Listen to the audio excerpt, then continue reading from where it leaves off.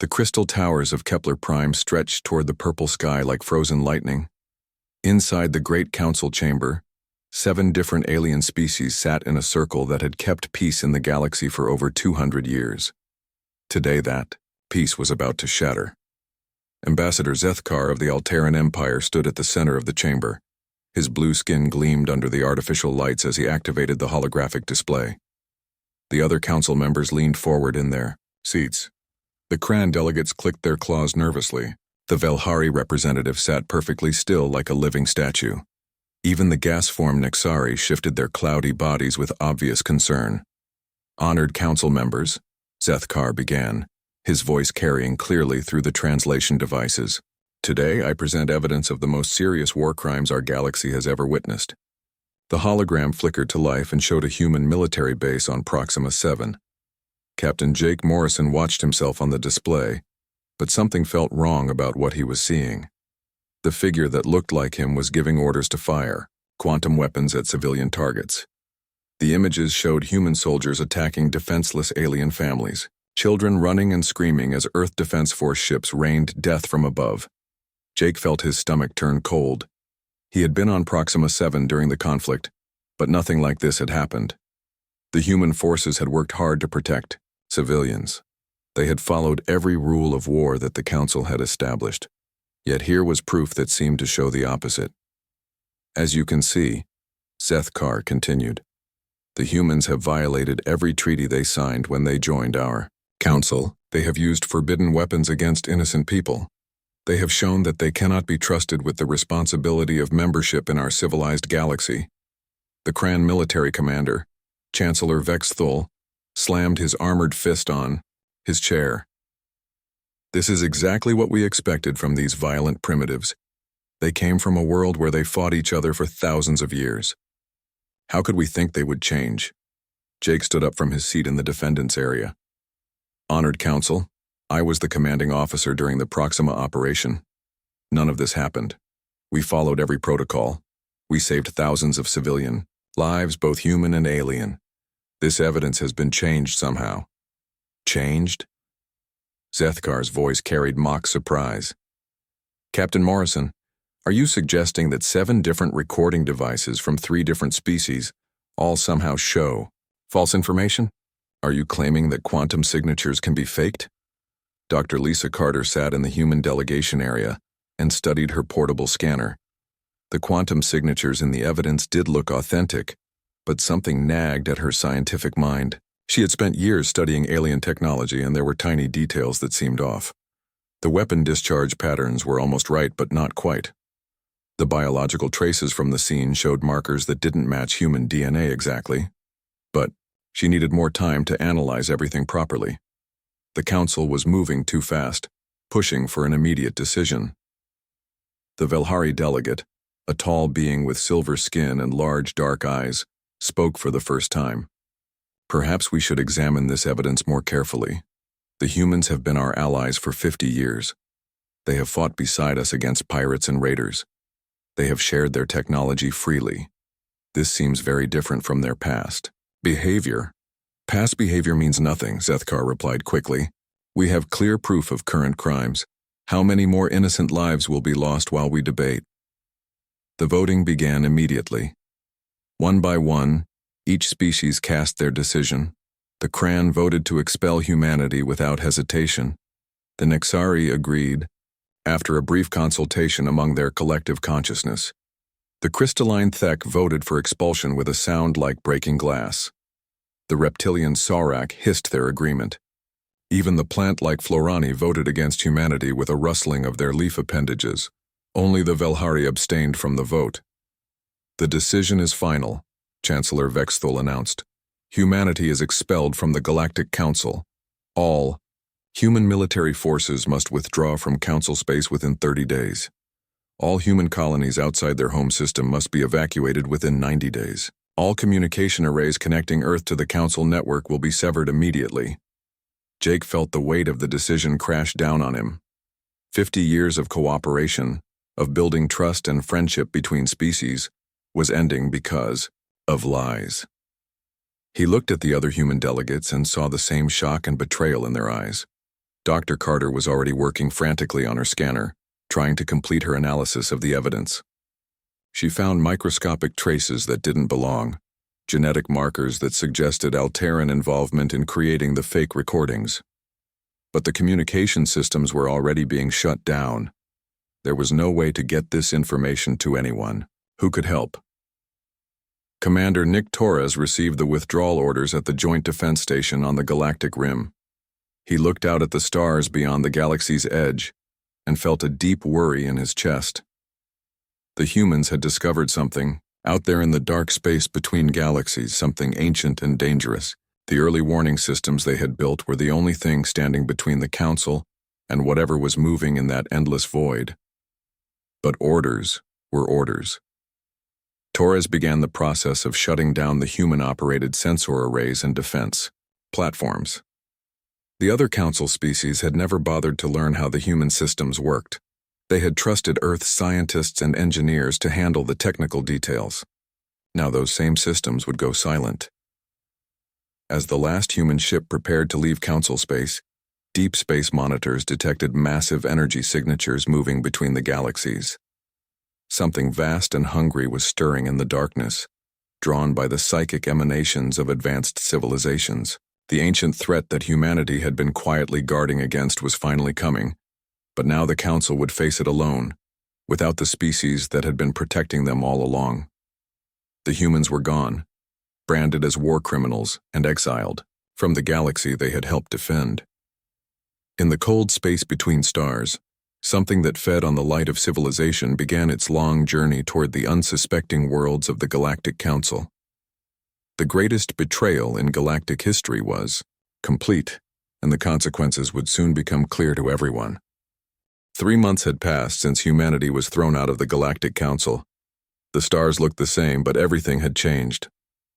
On the independent mining station called Titan's Rest, smuggler Pete Kane was fixing his ship's engine when the emergency signal came through. The transmission was weak and filled with static. Pete had to adjust his receivers 3 times before he could understand what he was hearing. It was a Velhari distress call, but something was wrong with it. The elegant musical language of the Velhari sounded broken and desperate.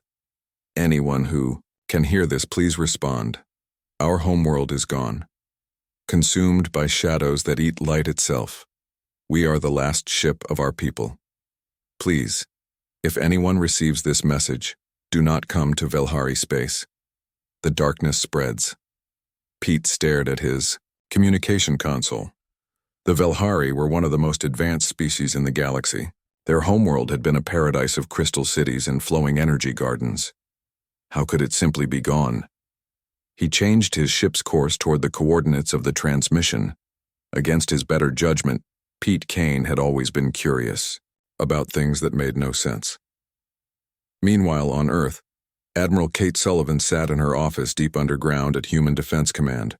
Stacks of data tablets covered her desk, all containing analysis of the evidence that had destroyed humanity's place in the galaxy. Her team of AI specialists had been working around the clock to find the truth.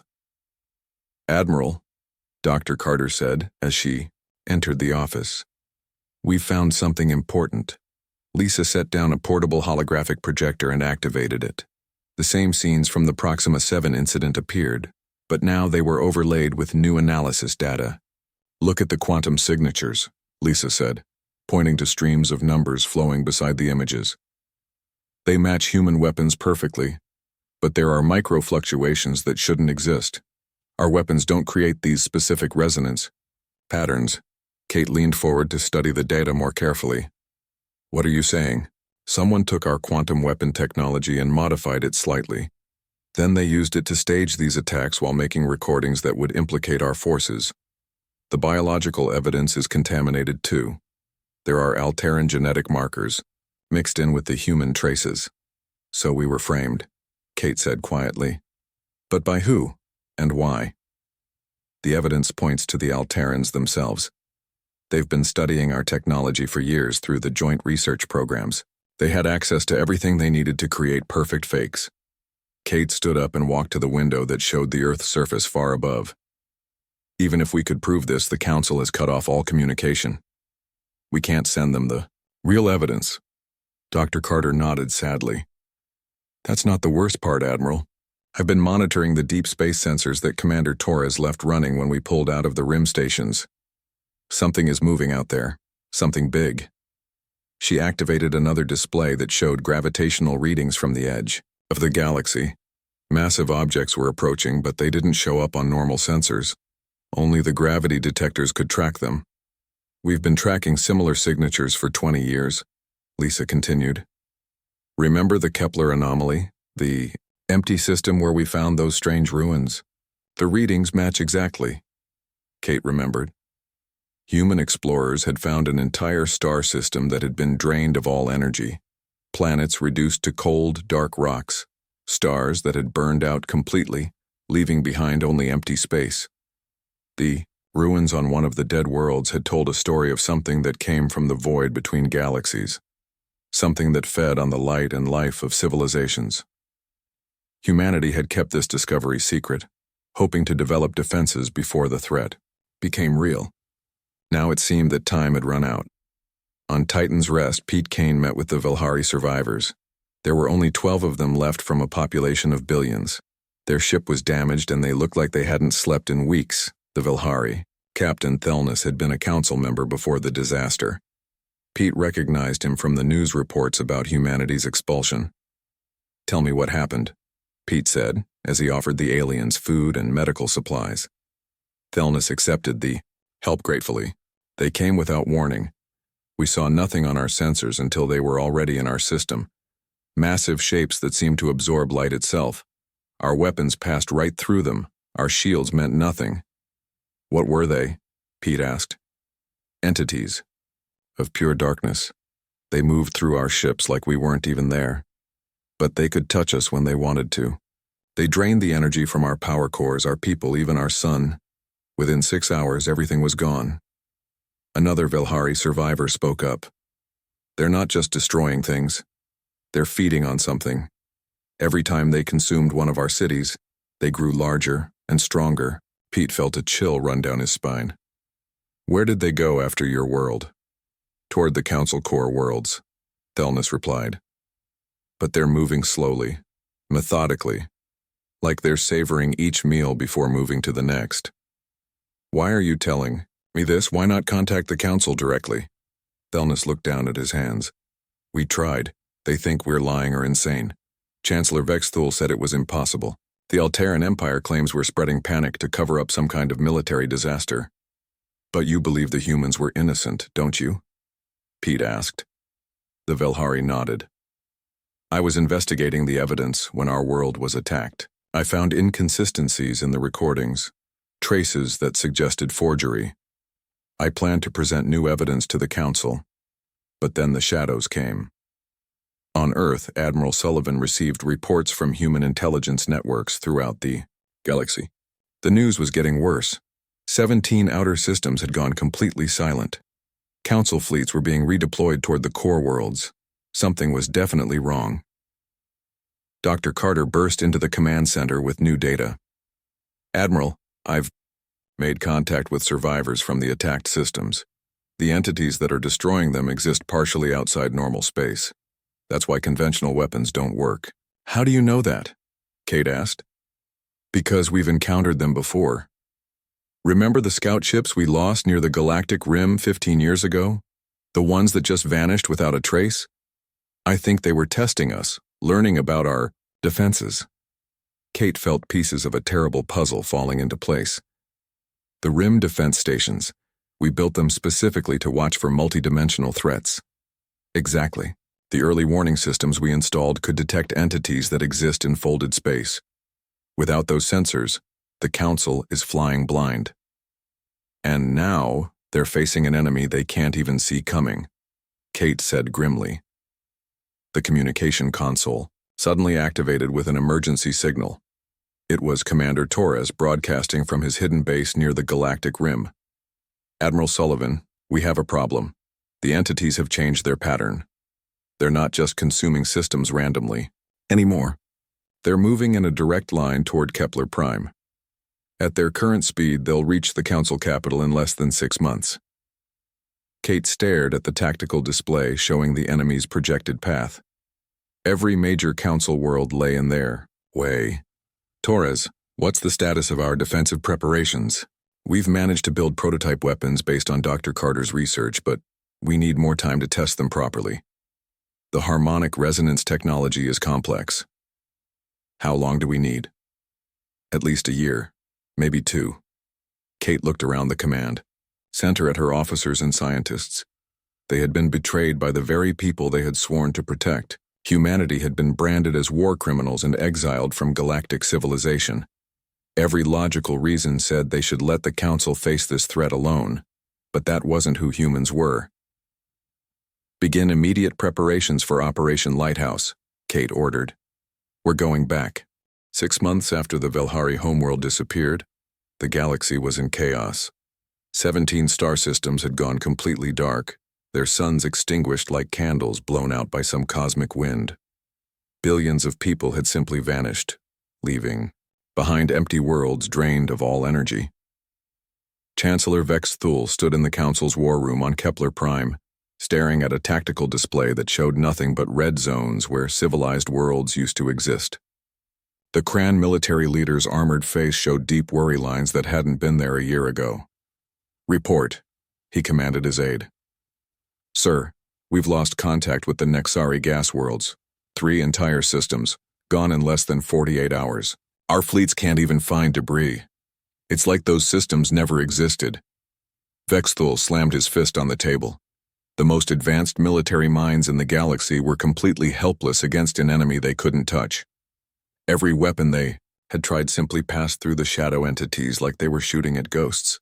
What about the Alteran quantum disruptors, he asked. Ambassador Zethkar reports limited success, but the entities adapt quickly. Each attack that works becomes less effective the next time. The Chancellor turned to look out the window at the refugees streaming into Kepler Prime's orbital stations. Millions of beings from a dozen different species, all fleeing toward the galactic core. The outer territories had been completely abandoned. On the hidden human research station called Deep Echo, Dr. Lisa Carter worked frantically in her laboratory. Banks of computers analyzed data from every encounter with the shadow entities. The research team had been pushing themselves for months, surviving on stimulants and determination. Doctor, her assistant called out, we're getting more reports from the merchant networks. The entities hit the Saurak breeding worlds 3 days ago. Lisa paused in her work. The Saurak were reptilian beings who reproduced in massive communal nests. Billions of eggs and young would have been in those systems. Now they were all gone. Any survivors? None that we can confirm. The pattern is always the same. The entities drain all energy from everything they touch. Power cores, biological systems, even the stellar matter from the stars themselves. Lisa turned back to her analysis screens. The key to fighting these creatures lay in understanding what they really were. Human scientists had encountered similar entities decades ago, but those had been much smaller, weaker. These new ones were evolved, more dangerous. They exist in multiple dimensions at once, she said, thinking out loud. That's why normal weapons can't hurt them. But they need to partially enter our dimension to feed. So if we could force them completely into normal space, they'd become vulnerable. But it would require precise timing and technology that can affect multidimensional physics. On the smuggler station Titan's Rest, Pete Kane received another desperate transmission. This time it came from a Kran military commander whose fleet had encountered the entities near the Proxima sector. They're not just random destroyers, the commander reported. They're intelligent. They study our defenses before attacking. They learn from each encounter. Pete forwarded the message to his contact in human intelligence. The informal network of traders, smugglers, and independent operators was often faster than official military communications. Humans heard about each new attack within hours. Captain Jake Morrison stood on the bridge of his ship, the Defender, leading a small fleet of human vessels that had refused to abandon their posts completely. They stayed hidden in the outer rim, monitoring the situation and helping refugees when possible. Captain, his communications officer reported, we're receiving an emergency signal from Kepler Prime. It's Admiral Sullivan. Jake activated the secure channel. Kate's face appeared on the screen, looking exhausted but determined. Jake, we need to move now. The entities have changed their attack pattern. They're heading directly for the Council capital. What's our status on the new weapons? Engineer Carlos Webb has developed functional prototypes, but they're untested in real combat. We need ships that can coordinate precise firing sequences across multiple dimensional phases. Jake looked around his bridge at his crew. These were people who had been branded as war criminals by the very government they were preparing to save. But they were still soldiers, still bound by duty to protect innocent lives. How long do we have? Days, maybe weeks. The entities are moving faster than before. Each system they consume seems to make them stronger. On Kepler Prime, Ambassador Zethkar met secretly with a group of Alteran military officers. The blue-skinned aliens looked nervous as they discussed their final gambit. The quantum disruptors aren't working, one officer reported. The entities adapt too quickly. We need a new strategy. Zethkar activated a holographic display showing star charts. There is another option. We make contact with the entities directly, offer them something they want in exchange for sparing. Our worlds. What could we possibly offer them? Information about other targets. The humans established colonies outside Council space when they were expelled. We could provide those coordinates. The officers looked uncomfortable with the suggestion, but desperation made people consider terrible options. Sir, what if they don't honor any agreement? What if they simply consume us anyway? Then we'll have bought time to develop better weapons. The survival of our civilization is worth any price. Back on Deep Echo Station, Dr. Carter made a breakthrough in her analysis of the entities. The quantum signatures from recent attacks showed a disturbing pattern. They're not just feeding on energy, she told Admiral Sullivan over a secure communication link. They're harvesting something specific from advanced civilizations, psychic emanations, the mental energy produced by intelligent thought. That's why they target populated worlds instead of just draining stars, Kate realized. Exactly. And each civilization they consume adds to their own intelligence. They're becoming smarter and more dangerous with every attack. Doctor, we need those weapon specifications now. Whatever you've developed, it has to be enough. Lisa transmitted the technical data for the harmonic resonance weapons. The devices use precisely tuned energy frequencies to disrupt the entity's multidimensional existence, forcing them back into normal space where conventional weapons could affect them. Admiral, there's something else. The weapons require coordination between multiple ships. The timing has to be perfect within microseconds. Only human crews have the neural interface technology and training to achieve that level of precision. Commander Torres prepared his ships for the most dangerous mission in human history. His crews studied the technical specifications for the new weapons while mechanics worked around the clock to install the experimental systems. Sir, his weapons officer reported, the harmonic resonators are online, but we've only been able to test them in simulations. We don't know how they'll perform against real entities. Then we'll learn fast, Torres replied. Because we only get one chance at this. The final reports came in from the outer systems. The entities had consumed the last of the refugee fleets and were now moving directly toward the Council core worlds. Kepler Prime would be the next target. On Earth, Admiral Sullivan addressed the human fleet that was preparing to return to Council space. Ships that had been branded as threats to galactic peace were now the galaxy's only hope for survival. We're betrayed by the people we trusted, she told her officers. We were accused of crimes we never committed.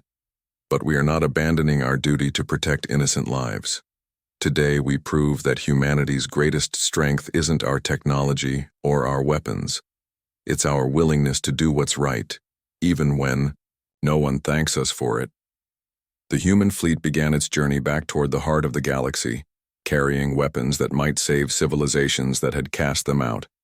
Behind them, in the darkness between stars, ancient entities prepared for their final feast on the light of the Galactic Council.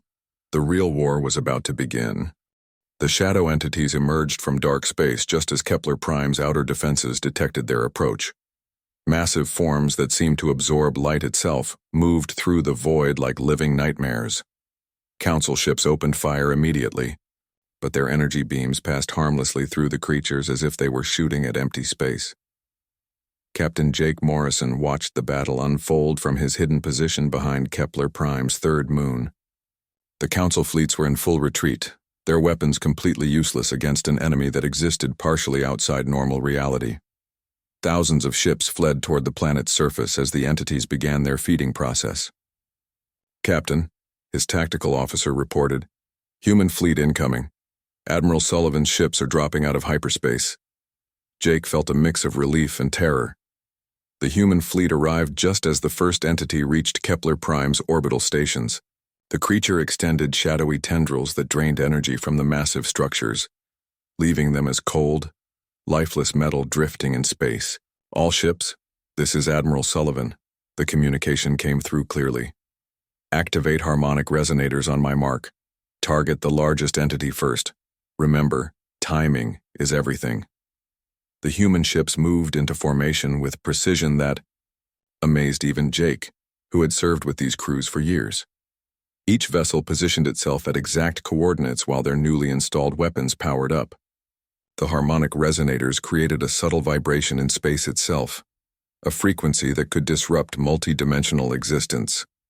"Mark," Sullivan commanded. 12 human ships fired simultaneously. The invisible energy beams struck the shadow entity from multiple angles, and for the first time in months, something actually happened. The creature's form flickered and became partially solid as it was forced back into normal space. Council ships immediately opened fire on the now vulnerable target. Energy weapons and kinetic projectiles struck home, causing the entity to writhe and retreat. But within seconds it adapted and began phasing back between dimensions. "Adjust frequency by 0.7%. Engineer Carlos Webb's voice came through the tactical network. "Fire again in 3 seconds." The human crews made the adjustments with inhuman speed and precision. Their neural interface technology allowed them to coordinate down to the microsecond. The second volley struck the entity just as it tried to phase shift, trapping it completely in normal space. This time the combined firepower of the human and council fleets destroyed the creature entirely. Its massive form dissolved into harmless energy that dispersed into space. But there were dozens more entities approaching, and each one learned from the fate of the first. Commander Torres led a strike group toward the largest concentration of shadow creatures. His ship, the Resilience, carried the most advanced harmonic resonator that human science could build. The plan was desperate, but simple. Get close enough to disrupt multiple entities at once. "Sir, the entities are adapting faster than we predicted," his science officer reported. "They're already showing resistance to our frequency patterns." "Then, we adjust faster than they do," Torres replied. "Webb, I need continuous recalibration on those resonators." "Working on it, Commander.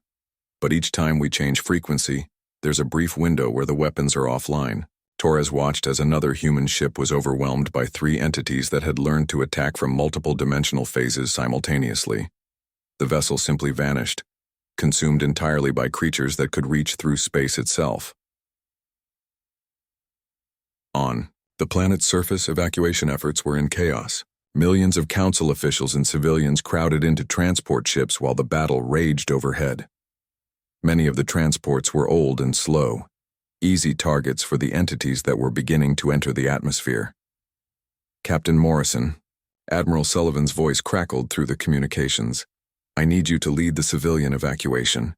Get those transports out of here." Jake acknowledged the order and led his ship toward the planet. The sight below was heartbreaking. Beings from 7 different species worked together desperately, helping each other reach safety regardless of past conflicts. The crystal towers of Kepler Prime were going dark one by one as the entities drained power from the planetary grid. "Sir, incoming transmission from the surface," his communications officer reported. "It's Chancellor Vexthal requesting immediate evacuation." Jake hesitated for a moment. The Kran leader had been one of the strongest voices calling for humanity's expulsion. But orders were orders and innocent lives were innocent lives. "Tell the Chancellor we're on our way." The rescue operation required Jake's ship to fly directly through a cluster of shadow entities. His pilot, Lieutenant Amy Foster, navigated the vessel through impossible spaces where the creatures phased in and out of reality. Several times the ship's hull passed through parts of the entities without either side being harmed, a bizarre experience that left the crew feeling deeply unsettled. They reached the Chancellor's evacuation point just as a massive entity began feeding on the government complex. Jake's ship extended rescue pods that pulled hundreds of council officials to safety, including Vexthul himself. As they escaped the planet's atmosphere, the Cran leader spoke to Jake over the ship's intercom. "Captain Morrison, I owe you an apology. We were wrong about your people." "Save it for later, Chancellor," Jake replied.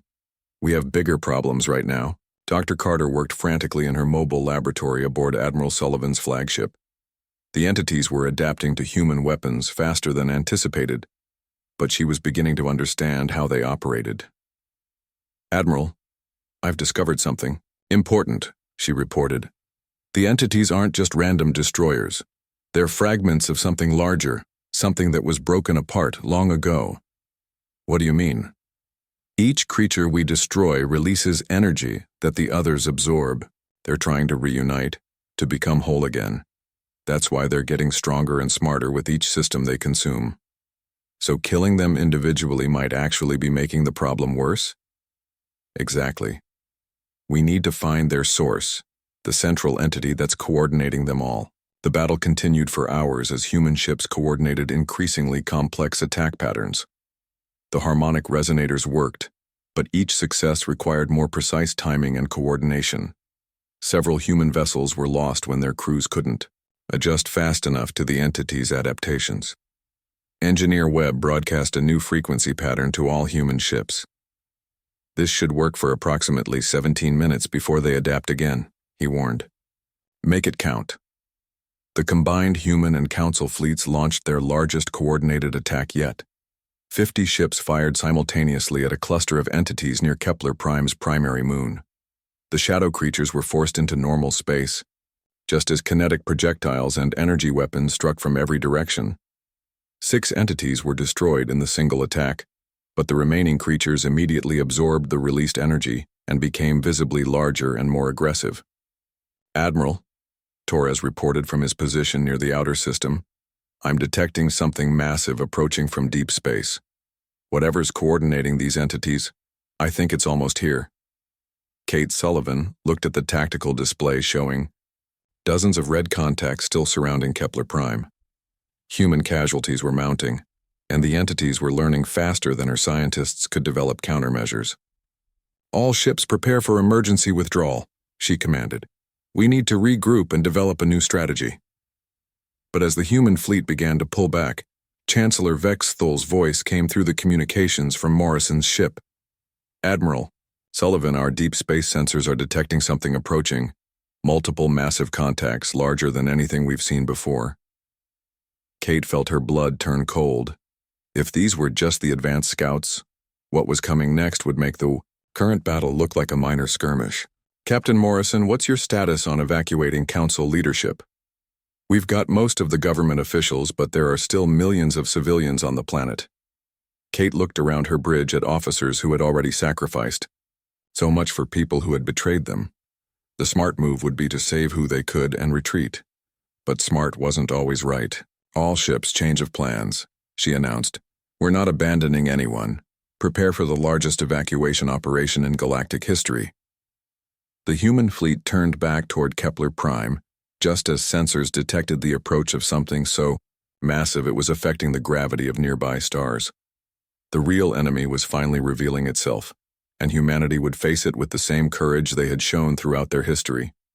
They would stand between the darkness and the light. No matter the cost. Captain Morrison's strike team pushed deeper into the heart of entity territory than any ship had gone before. Their vessel, heavily modified with experimental shielding, phased in and out of normal space as they followed energy signatures toward the source of the shadow creatures. What they found changed everything.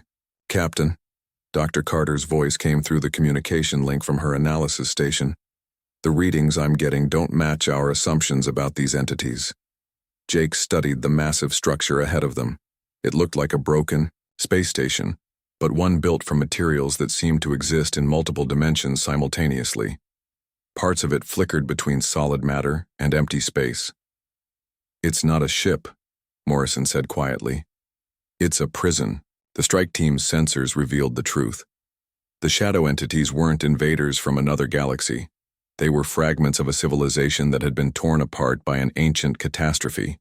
Their home dimension had been shattered, leaving them trapped between realities and driven by an endless hunger to return to normal space. "They're not evil," Dr. Carter realized as she analyzed the quantum signatures. "They're in pain. They consume energy because they're trying to heal the dimensional rift that created them." Back at Kepler Prime, Admiral Sullivan coordinated the massive evacuation effort while human and council ships worked together for the first time in months.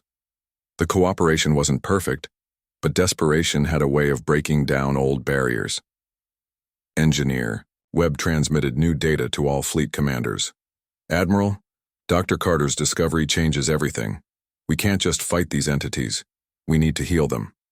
"What do you mean?" "The dimensional rift that created them is still active. It's like a wound in space itself. If we can repair it, the entities should return to their original form."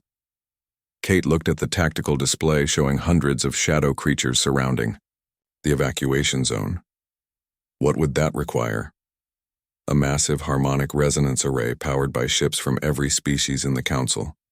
Each race has unique energy signatures that would contribute to the healing process. And the coordination required? Beyond anything ever attempted. Every ship would need to maintain precise frequencies while human crews handle the dimensional calculations. One mistake and the rift could expand instead of closing. The plan was insane, but it was their only hope. Kate opened communication channels to all remaining Council fleets. "This is Admiral Sullivan of the Earth Defense Force," she began. "I'm transmitting a plan that could save us all, but it requires cooperation on a level we've never achieved before." Chancellor Vexthal's voice came through immediately. "Admiral, after what your people have done to save us, we'll follow any plan you propose." The response from other Council leaders was similar. The Velhari survivors offered their advanced energy manipulation technology. The Nexari Collective provided their ability to coordinate multiple consciousness streams. Even the plant-like Florani contributed their natural harmonic abilities. But the plan's success depended on the most dangerous part. A human ship would need to enter the dimensional rift itself to deploy the resonance array from within. The crew would be completely cut off from normal space, with no guarantee they could return. "I'll take the Defender," Captain Morrison volunteered without hesitation. "Jake, you know this is likely a one-way mission," Admiral Sullivan said. "I understand, but someone has to do it, and my crew has been with me through everything. We're ready." The final battle took place across 7 dimensions simultaneously. Human navigators used their unique ability to perceive multidimensional space, while pilots from other species provided the raw power needed for the healing process. The massive harmonic array came online as hundreds of ships from every Council species took their positions. The energy patterns created were unlike anything in galactic history. Kran military precision combined with Velhari artistic beauty, Nexari collective consciousness merged with human individual creativity. Captain Morrison's ship approached the dimensional rift as reality twisted around them. The crew experienced impossible sensations as they moved through folded space, where the laws of physics operated differently. "Deploying resonance array," Morrison reported as his ship reached the center of the rift. "Beginning harmonic sequence." The array activated and began transmitting healing frequencies into the damaged space around them. But the process required precise adjustments that could only be made from within the rift itself. For 20 minutes that felt like hours, Morrison's crew worked to calibrate the array, while space folded and twisted around them. They watched their own ship exist in multiple realities simultaneously, saw past and future versions of themselves working on the same tasks. "It's working," Dr. Carter reported from the outside. "The rift is beginning to close." But as the dimensional tear healed, something unexpected happened. The shadow entities began to transform back into their original forms. They were the Luminari, an ancient civilization of beings made of pure light and thought. The largest entity, now revealed as their leader, communicated directly with the human fleet through patterns of light that their universal translators could interpret. "We are grateful beyond measure," the Luminari leader said. "We have been trapped between dimensions for millennia, driven by hunger and pain. Your species has given us back our true forms." As the dimensional rift closed completely, Captain Morrison's ship rematerialized in normal space. His crew was exhausted but alive, having accomplished something that would be remembered for generations. The Luminari shared their advanced knowledge of multidimensional science with humanity as thanks for their rescue. The technology they provided would open new frontiers in space exploration and energy manipulation. But more importantly, the crisis had revealed the truth about the Proxima 7 incident. In gratitude for their salvation, the Luminari used their advanced abilities to analyze the original evidence and expose the Alteran deception. Ambassador Zethkar faced trial before the full council for his role in framing humanity. The evidence of Alteran manipulation was overwhelming, and the blue-skinned aliens worked to make amends for their betrayal. "We acted out of fear," Zethkar admitted during his testimony. "Humanity's rapid advancement threatened our position in the council. We thought we could maintain our status by removing them from competition." The council's response was swift. Humanity was not only reinstated with full honors, but given a permanent seat on the ruling committee. The Alterans faced sanctions and were required to provide reparations for the damage their deception had caused. Captain Morrison received the council's highest honor, the Star of Unity, in a ceremony attended by representatives from every member species. But in his acceptance speech, he focused not on victory but on the lessons learned. "We could have let you face the darkness alone," he said to the assembled delegates. "We had every reason to turn our backs on those who had wronged us. But that's not who humanity is. We don't abandon people in need, even when they've abandoned us." Dr. Carter established a new research institute dedicated to multidimensional studies, with scientists from every council species working together. The cooperation that had saved the galaxy became the foundation for unprecedented scientific advancement. Commander, Torres oversaw the establishment of new joint defense stations along the galactic rim, but now they were truly joint operations with crews from multiple species working side by side. The Velhari survivors, led by the grateful Thelnis, established a memorial world dedicated to the human sacrifice that had saved the galaxy. The crystal gardens they grew there told the story of how courage and compassion had triumphed over fear and betrayal. Admiral Sullivan looked out at the stars from her new office on Kepler Prime, where she now served as the Council's Chief of Galactic Defense. Earthships patrolled alongside vessels from every member species, protecting a galaxy that had learned to value cooperation over competition. But perhaps the most important change was in how different species viewed each other. The crisis had shown that survival depended not on individual strength but on the willingness to help others, even former enemies. Humanity's greatest victory wasn't in the battle against the shadow entities. It was in choosing to save those who had betrayed them, proving that forgiveness was stronger than revenge and that hope could triumph over fear. In the darkness between stars, new civilizations looked toward the galaxy with interest. They had heard stories of a species that would risk everything to save others, even those who had wronged them. Word was spreading that the galaxy was protected not just by advanced weapons or defensive fleets, but by beings who understood that true strength came from protecting the weak, rather than dominating them. The light of humanity's compassion had become a beacon that would guide the galaxy through whatever challenges lay ahead in the vast, mysterious universe.